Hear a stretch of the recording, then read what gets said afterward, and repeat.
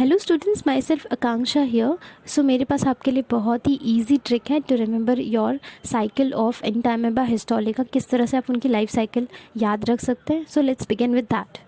अब सबसे पहले ये वाला डायग्राम आपके टेक्स्ट बुक में आपको दिया हुआ है, राइट। तो इस डायग्राम को आप कैसे हमेशा के लिए याद रख सकते हैं। तो सबसे पहले तो हम देख लेते हैं कि कहाँ से इसकी बिगनिंग हुई है। सो यहाँ से ट्रोफोजायोट से इनकी बिगनिंग है। देन बाइनरी फिजन हो रहा है। बाइनरी फिजन मतलब एक सेल है, वो डिवाइड हो रहा है दो अलग अलग सेल में। ये सिंगल सेल थे, दो अलग अलग इन्होंने सेल बना लिए। बाइनरी फ्यूजन, उसके बाद इनका प्रीसाइटिक फॉर्म बन रहा है, यानी सेल जो अलग अलग बन गए, इनके अंदर स्मॉल स्मॉल सेल्स बन रहे हैं।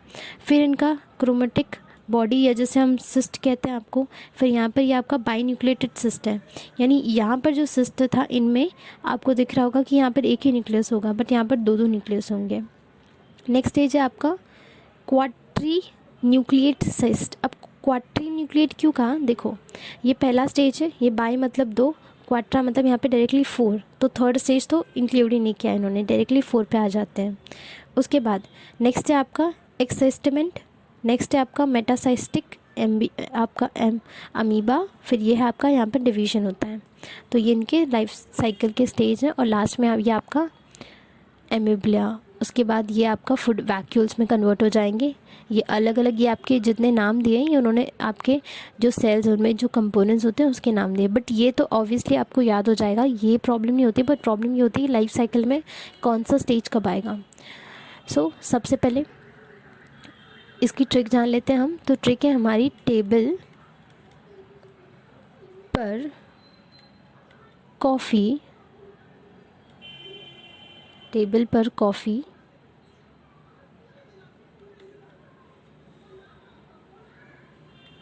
बैठे बैठे मक्खी क्यों, बैठे क्यों मक्खी, तो आप पहले क्यों लिखना, बैठे क्यों मक्खी। फिर उसके बाद आप लिखना यहाँ पर डिवीजन करके आए, ग्रुप बनाए, ठीक है। तो ये आपका ट्रिक है।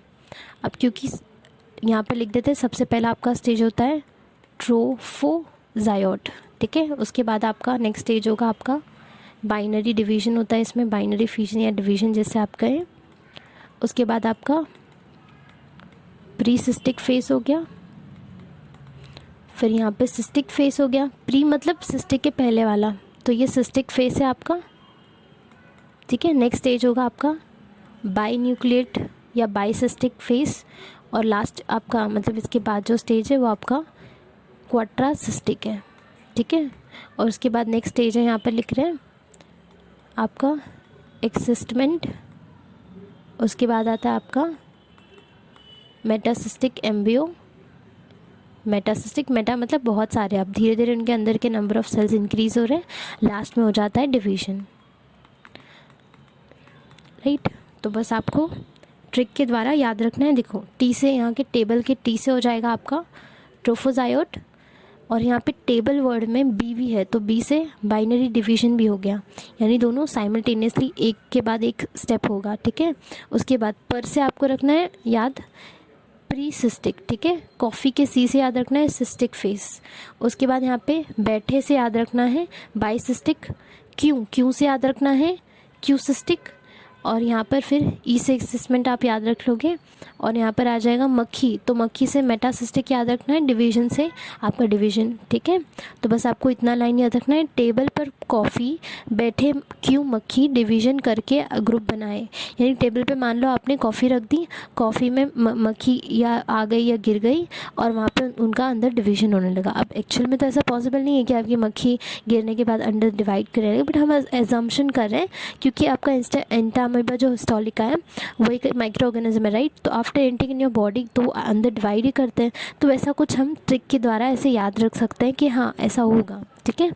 तो बस इतना याद रखना कि टेबल पे आपने कॉफ़ी रखी है, कॉफ़ी में मक्खी चली गई, मक्खी अंदर डिवीजन करके अपना ग्रुप बना रही है, ठीक है। तो ये इतनी सिंपल सी ट्रिक है हमारी, बस ये पूरा जितना टेबल है आपको याद हो जाएगा।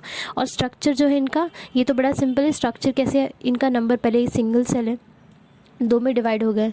फिर ये जो सेल हैं इनके दो अलग अलग जो सेल हैं इनके अंदर स्मॉल स्मॉल जो अदर कंपोनेंट्स होते हैं वो रेडी हो रहे हैं। फिर इनके जो न्यूक्लियस है वो पहले एक था, फिर दो हो गया, फिर तीन, आपका तीन से डायरेक्टली फोर, थर्ड वाला स्टेज उन्होंने नहीं दिया, डायरेक्टली फोर न्यूक्लिएटेड हो गए।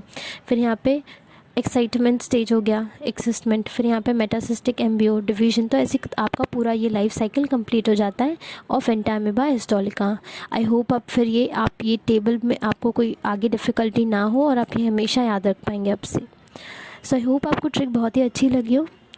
मिलते हैं ऐसी कोई ट्रिक वाले वीडियो में, तब तक के लिए बाय, थैंक यू।